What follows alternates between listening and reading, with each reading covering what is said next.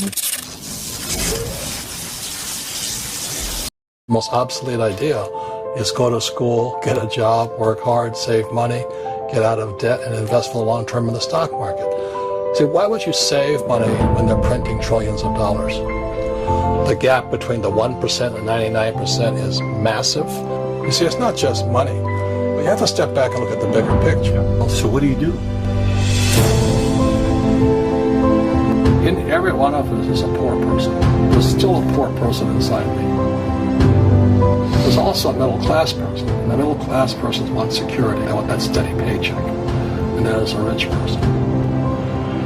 And they're all inside of us, except that it's not taught. You're taught to go to school, get a job, and get a paycheck. You're not taught how to get rich. If you read Rich Dad, Poor Dad, my rich dad refused to pay me. He said the paycheck was one of the most damaging things you could take in your life. He says the moment you take a paycheck, you're an employee, and that's the mindset. So my rich dad never paid me. We drew up my poor dad, government employee, nuts. You gotta pay people, you gotta pay people. And rich dad was not saying that the paycheck was bad. He says he didn't want to be a slave to money. So as an entrepreneur, if rich dad folded, I just started another company. I don't need a paycheck. I don't need anybody to take care of me.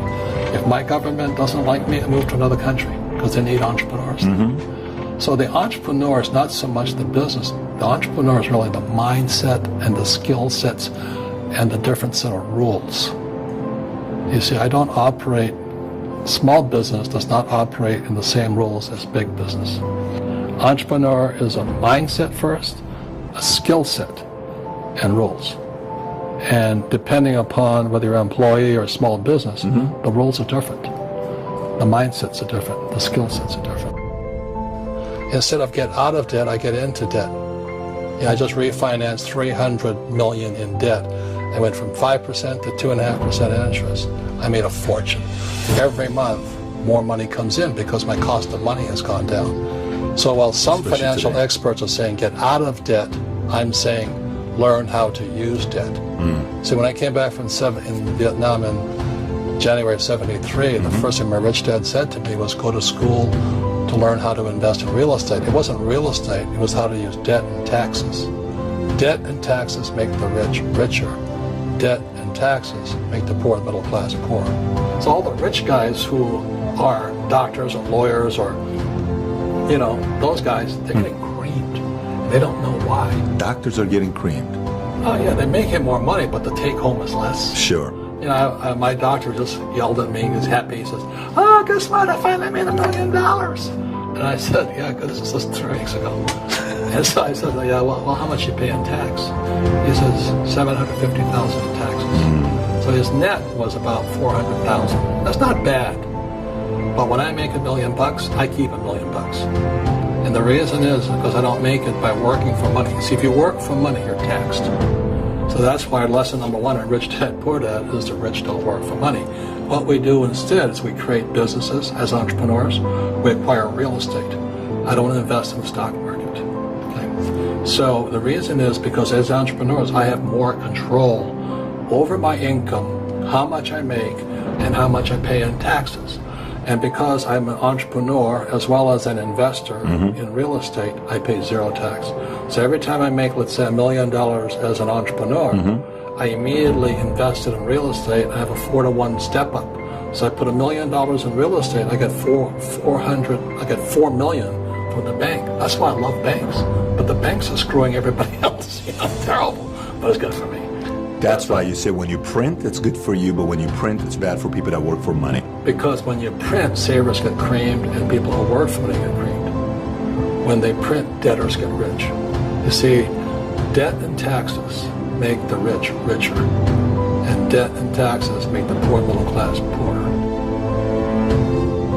So when we have obsolete ideas, we get obsolete results.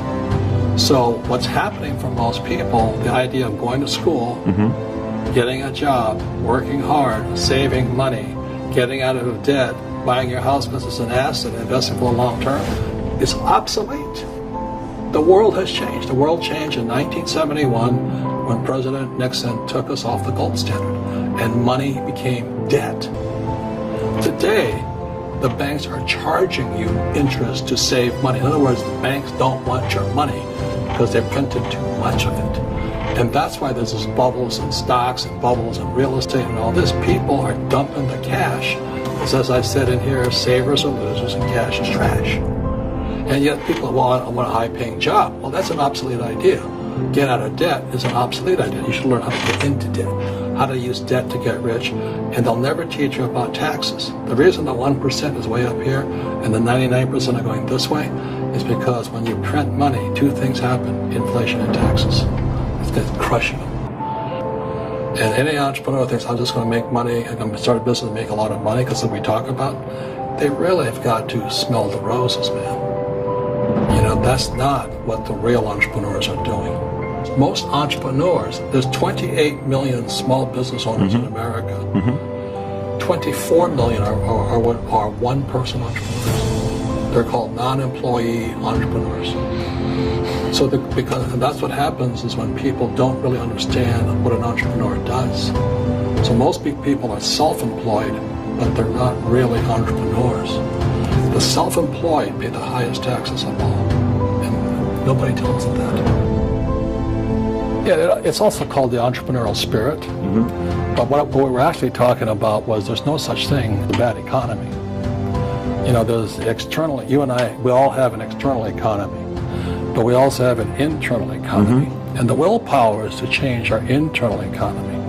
So for me, I can see the good and I can see the bad. I don't really give a damn, because I'm going to be rich anyway. But a poor person with a poor personal economy, all they're going to see is a bad economy, because they don't know how to make money in any economy. And a middle class person, they have a middle class economy. You know, what they want is a nice house and a steady paycheck and the job and the car. And so when you take their job away, to them that's disaster. Well, since an entrepreneur doesn't have a job anyway, it's no big deal. So all I'm saying to people, and it's what Bucky Fuller taught me, is always two sides, you know what I mean? You know, to use plural, at minimum two. So if you think the economy is bad, it's because your economy is bad. If you think that steady, you know, employment is important, then you'll see an economy without jobs. Your economy. Your economy DNA versus the external economy. Got it. What you control versus what you can't control. I can control, yeah, it's called an internal focus versus an external focus.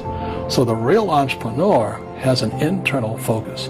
But if they fall down, they say, oh, this is good, because I'm going to go up higher. You know, the average person will fall down and say, oh, I'm going to take some Prozac. Or somebody has a mistake, oh, the mistakes don't matter. Well, mistakes matter. It means you didn't know something.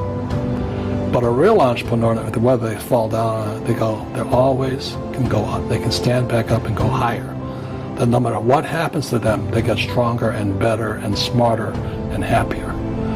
But a person with a weak internal mindset is that they're so afraid of what happens, it generally happens. Like, you know, people are afraid of losing their jobs, they generally lose their jobs. You know what I mean? Yeah, no doubt. So everything comes through you. Yeah, so the entrepreneur first job is to control inside here, not outside there. And that's why my rich dad never gave me a paycheck. He says, the moment you take that paycheck, you're an employee. You've got to be stronger than that. It's about inside control. Orang tua saya sering mengatakan bahwa ketika kita bekerja atau ketika kita menjadi pekerja, itu membuat otak kita beku. Otak kita tidak berjalan. Maka dari mulai perkataan itu diucapkan kepada saya, dari situlah saya sudah berniat tidak akan bekerja, tidak akan dipekerjakan oleh orang lain, karena itu akan membuat otak saya beku. Maka apa yang saya lakukan? Dari mulai lulus SMA, dari mulai lulus pesantren, saya langsung berbisnis. Saya langsung berusaha sendiri mencari uang tanpa dipekerjakan oleh orang lain. Tetapi pertanyaannya, apakah saya kerja? Tentu kerja, tetapi kerja yang tidak dibayar. Itulah yang dinamakan pengabdian. Alhamdulillah saya pernah mengabdi di sebuah pesantren 3 tahun setelah mondok tentunya. Saya mengabdi 3 tahun, asli tidak pernah digaji. Dan itulah yang dinamakan kerja yang dibolehkan, kerja yang tanpa digaji. Karena kenapa? ketika kita bekerja dan manusia atau orang yang membawahi kita itu tidak menggaji kita,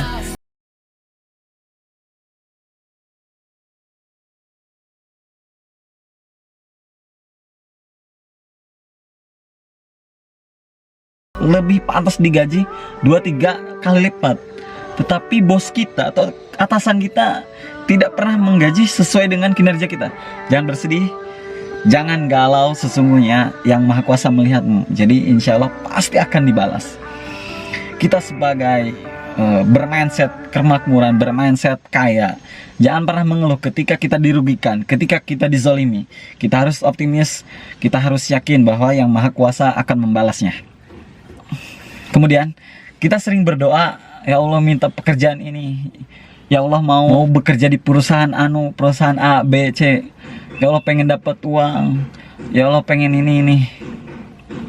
Yang intinya kita sering berdoa itu membuat kita ribet. Jadi tujuannya kita pengen dapat uang, tetapi kita pengen dan bisa kebeli rumah.